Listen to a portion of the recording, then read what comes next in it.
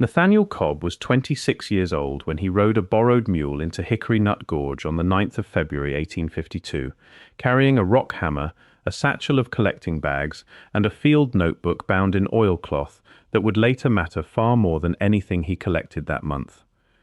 He worked as a field assistant to Ebenezer Emmons, the newly appointed state geologist of North Carolina, hired that same winter to organize the first systematic mineral survey the state had ever funded. His instructions for the trip were narrow.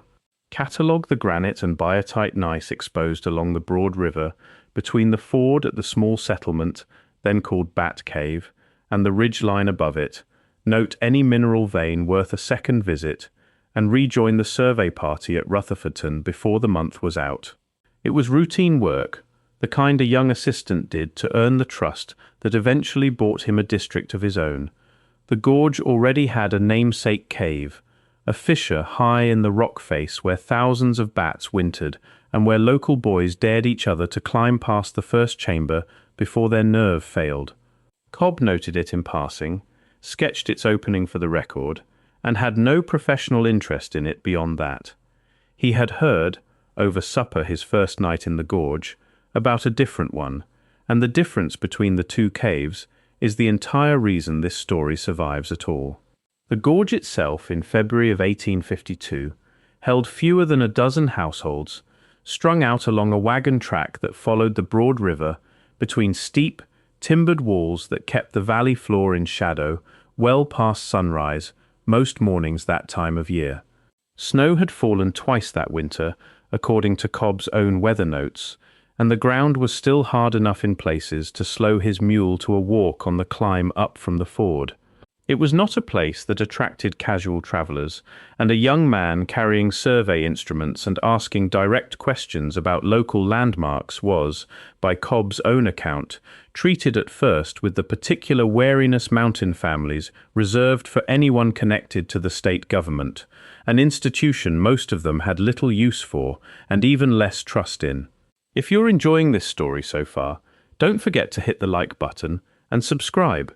Drop a comment telling me where in the world you're watching from. I love hearing from you. The man who told him was a miller named Josiah Pruitt, whose family had worked land along the broad river for 2 generations by the time Cobb sat at his table. Pruitt described a narrow opening roughly a mile upriver from the Bat Cave, sealed behind a rock slide that had come down sometime before his grandfather cleared the bottomland, and said the older families in the gorge would not go near it after dark and would not name it directly. They called it only the closed place, and the phrase had apparently been passed down long enough that nobody in the gorge could say who had coined it. Pruitt's grandfather, hoping for a spring or a shortcut through the ridge, had once hired 2 hands to dig the slide open. The work stopped after 3 days. Pruitt did not know why. He knew only that the 2 men refused to finish, took their pay for the days already worked, and never took another job from his grandfather again, and that the story had travelled down through 3 generations of Pruitts without an ending ever attached to it. Somebody in every generation asked what had frightened the men off, and nobody in any generation had an answer worth repeating, only the same short, flat refusal passed down along with the story itself, that the 2 men would not say and did not want to be asked twice. Cobb wrote the direction in his notebook that night and rode out the next morning to find the place himself, expecting a collapsed mine adit or an ordinary sinkhole, the kind that turned up in half the hollows of the western counties and meant nothing beyond a good afternoon's climb and an entry in a mineral log. What he found instead was a vertical fissure cut into a wall of biotite gneiss, roughly 4 feet wide at its opening and narrowing as it rose, choked from about 8 feet up with a mass of broken rock that looked, on first inspection, exactly like the ordinary talus that gathers below any exposed rock face in that country. Cobb's notebook entry for the 11th of February describes the opening in the flat, itemized language of a working geologist. Fissure trending northeast to southwest, consistent with the regional joint pattern he had been mapping for the better part of a week. Rockfall at the mouth, estimated at 6 to 8 feet of depth. No obvious spring or drainage, contrary to what Pruitt's grandfather had hoped to find. He measured it, sketched it from 3 angles the way his training required for any feature worth a second visit, and noted the surrounding vegetation, a detail that seemed incidental at the time and mattered later. The trees immediately around the opening were younger and thinner than the mature hardwood stand covering the rest of the slope, as though the ground in front of the fissure had been disturbed within the last century rather than left undisturbed since the last ice retreated from the mountains. He would have ridden on the next morning if a detail in his own sketch had not stopped him that night by lantern light at his lodgings. The blocks choking the opening were not lying at the angle a rockfall produces. A slide off that face would have spilled outward in a loose fan, the largest stones settling lowest, and the smaller debris scattered above and around them in the disordered way gravity always arranges broken stone, a pattern Cobb had already documented at a dozen similar outcrops that same week, and had never once seen contradicted before that morning. What he had sketched instead, and what he went back the next day specifically to confirm with a measuring tape, was a mass of similarly sized blocks packed tightly against the mouth of the fissure, with almost no spillage beyond its own width, stacked with a consistency that a natural collapse does not produce on its own. He wrote in his notebook that the arrangement suggested either an unusually confined slide, funneled by the surrounding rock in a way he could not fully account for, or deliberate placement by human hands working from inside the opening outward. He did not resolve the question that night. He resolved instead to open a way through and see what the blocks had been placed, or had fallen, to protect. He spent the better part of 2 days working a gap through the upper portion of the fill, using a pry bar and a mining pick borrowed from a settler named Amos Teague, who came out once to watch and did not come back a second time, offering no reason beyond a comment that he had chores waiting at his own place. On the 13th of February, working alone, Cobb broke through into open space above the choke point and lowered a lantern on a length of cord to see what lay beneath it. His notebook entry from that day is 4 lines long, shorter than any other entry in the surviving book across the entire month of February, and gives only the chamber's rough dimensions, a note that the ceiling opened wider than the entrance suggested it would, and a line stating that he intended to return the following morning with rope enough to descend properly. The next dated entry in the notebook is from the 16th of February, 3 days later, and it does not mention the cave at all. It resumes with a mineral survey of an outcrop 6 miles to the north, written in the same flat, disciplined hand as everything before the gap, as though the intervening 3 days had simply not happened to the man holding the pen. Nothing in the physical notebook shows torn pages, a missing signature, or any sign of tampering. The book simply skips, the way a conversation skips when a listener changes the subject, rather than answer a question that was asked directly and does not want to be asked again. What is known about those 3 days comes from a source outside Cobb's own hand entirely. Amos Teague, the settler who lent him the pick, told a Rutherfordton newspaper correspondent decades later, in an interview conducted for a county history published in 1891, that the young surveyor from the state office had come back to his cabin on the night of the 13th looking pale and unsteady, refused supper, and asked only for a length of rope and a second lantern before returning to the gorge alone, well before daylight the following morning. Teague did not see him again until the 16th, when Cobb rode past the cabin without stopping to say goodbye, his satchel visibly heavier than it had been 3 days earlier, and buckled shut in a way it had not been on the way in. The interview runs barely half a column, and was not treated by its own interviewer as anything more than local colour, a footnote in a chapter about early mineral prospecting in the gorge, sandwiched between an account of a lost silver claim and a paragraph about the weather that winter. It is, nonetheless, the only surviving account of what Cobb did during the 3 days his own professional notebook leaves blank, and it places him at the cave, alone, descending into a chamber he had only glimpsed by lantern light, for a stretch of time his employer's records do not acknowledge in any form. Cobb's 4-line entry from the day he broke through says nothing about what the lantern showed him beyond the chamber's rough dimensions, but the objects he carried out 3 days later describe the space more honestly than his own pen was willing to. A chamber wide enough and deep enough to hold 4 sets of remains, undisturbed by scavenging animals for however many decades had passed since the closing, is a chamber that was sealed quickly and sealed completely, with no gap left for the ordinary traffic of the mountain's wildlife to find its way in afterward. The musket lock and the trade beads, recovered rather than left in place, tell the same story from a different angle. Whoever the closed place had trapped went into it armed and equipped in the manner of a party expecting to fight or to travel a long way from home, not a group that had wandered in by accident and lost their bearings. What Cobb carried out of that chamber, according to Teague's later account, and confirmed by items that survive today in private hands, included fragments of at least 4 human skeletons, a corroded brass gorget of the kind traded to southeastern nations throughout the 18th century, the lock plate and a partial barrel section from a trade musket, and a scattering of glass beads consistent with British goods common in the Carolina backcountry before the Revolution. None of this appears in Cobb's surviving field notebook, the one filed with the State Survey and eventually deposited in its archive. None of it appears in the published survey reports that Emmons's office issued over the following decade, which cover the Hickory Nut Gorge district in exacting detail for its granite and mica and its promising outcrops of feldspar, but make no mention anywhere of a fissure cave, a rockfall, or any archaeological material recovered from beneath one. The gap between what a private landowner's family says left that chamber and what the state's own written record contains is total, not partial. One line survives in the Teague family papers, in a note appended to an inventory of household items dated 1893, listing a musket lock and a metal gorget as items kept in a cigar box and identified only, in a clerk's plain hand, as things Nathaniel Cobb gave to Amos Teague before leaving the gorge for the last time. Cobb did not stay long in Emmons's employ after that February.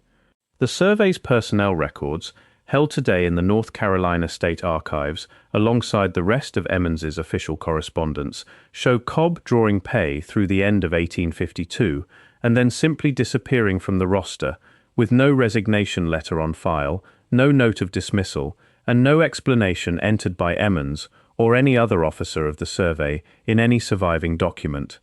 The survey Emmons ran that year existed on a narrow legislative appropriation that lawmakers in Raleigh had approved only after years of debate over whether the state needed a mineral inventory at all, and Emmons himself, still establishing his authority after a contentious career in New York that had ended in professional dispute,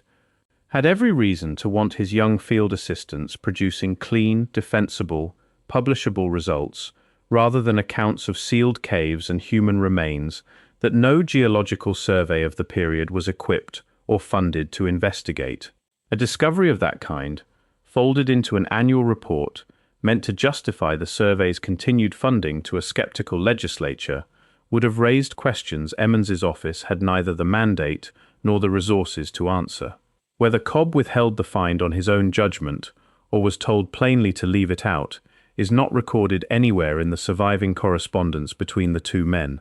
A man of the same name appears in an 1855 city directory for Charleston, South Carolina, listed plainly as a schoolteacher, and nothing in that single-line entry connects him to geology, to Hickory Nut Gorge, or to the 3 blank days in a notebook he had once kept with the exacting discipline of a working scientist. Whether the schoolteacher in Charleston and the field assistant in the mountains were the same man has never been formally established by any archive or biographer. The coincidence of name, timing, and a documented shift from field science to a quiet classroom 2 states away is the only thread connecting them, a thread that historians who have examined the Emmons survey's personnel gaps have noted in passing and left unresolved, because the paper trail simply stops. On his route back toward Rutherton, before the survey closed his season out, Cobb's private notebook records a stop that has nothing to do with granite or gneiss and appears nowhere in his official log. He rode east and south out of the mountain counties and into the Piedmont to the small reservation along the Catawba River in York County, South Carolina, where the Catawba Nation had lived under the terms of the 1840 Treaty of Nation Ford, a settlement that had already reduced their landholding from the broad colonial-era boundary of the Catawba River basin, a tract that had once run for miles in every direction and been guaranteed by royal charter more than a century earlier, down to a single reservation a few miles wide along the river itself, held under a state lease arrangement that left the nation without clear title to the ground its own people were living on. By the winter Cobb rode in, the settlement counted only a few hundred residents, many of them supporting themselves through pottery and basketry sold to travelers on the road between Charlotte and Camden, rather than through the hunting and long-distance travel that had once carried Catawba war and trading parties into the mountain country 100 miles to the northwest. It was not on its face a logical detour for a mountain geologist closing out his season, and Cobb's own notebook is unusually direct about his reason for making it. He wanted to know whether anyone at the settlement recognized a fissure cave 100 miles to the northwest, sealed behind blocks that did not sit the way a natural rockfall sits. He does not record how he came to think the Catawba, rather than the Cherokee whose historic territory bordered the gorge more directly, might hold the answer he was looking for. He records only that an elder man at the settlement, whose name Cobb wrote down in full but whose descendants have since asked researchers not to repeat in print, listened to the description of the fissure, the packed stone, and the disturbed ground in front of it, and answered without any apparent hesitation that the place was known, though it had not been visited by anyone from the settlement in longer than the elder himself had been alive to remember. If you're hooked on this story, make sure to subscribe and turn on notifications so you never miss an upload. Your support means everything and helps me bring you more emotional stories like this one.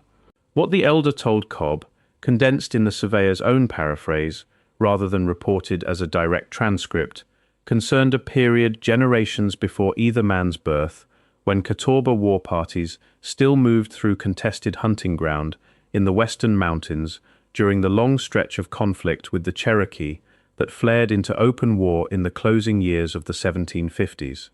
A group of warriors, remembered only as more than could be counted on two hands, had followed a raiding trail into the gorge country during a season of running skirmishes along the disputed hunting boundary both nations claimed and neither fully controlled. Caught by weather, or by pursuit, or by some combination the account no longer distinguished, the party had taken shelter in a fissure already known to hunters from both nations as a place to wait out a storm. What the elder described next was not framed as an ambush or an act of violence carried out by human hands. It was framed as the mountain itself acting, a slope giving way above the opening and sealing it while the men were still inside, closing in a manner the account treated as final and complete, rather than accidental in any ordinary sense. No one returned to dig, the elder said, because by the time word reached anyone positioned to attempt it, the trail into that stretch of country had already gone cold in the way a war trail goes cold once both sides have shifted their attention to other fights elsewhere, and because the place itself was already spoken of among those who remembered it as ground the mountain had claimed and did not intend to return. Cobb wrote that the elder offered nothing further and did not answer when asked directly whether the Catawba held any name for the place beyond the closed one, a silence Cobb recorded in his notebook, rather than filled in with a guess of his own. The account survives only in Cobb's paraphrase, written the same week as his visit, and filed with the rest of his private papers, rather than with the State Survey's official records. And that distinction is itself worth sitting with for a moment. A professional field notebook, kept for a state office and eventually deposited in that office's archive for any researcher to consult, contains no mention of the cave at Hickory Nut Gorge, the 4 sets of recovered remains, the trade goods, or the conversation at Nation Ford.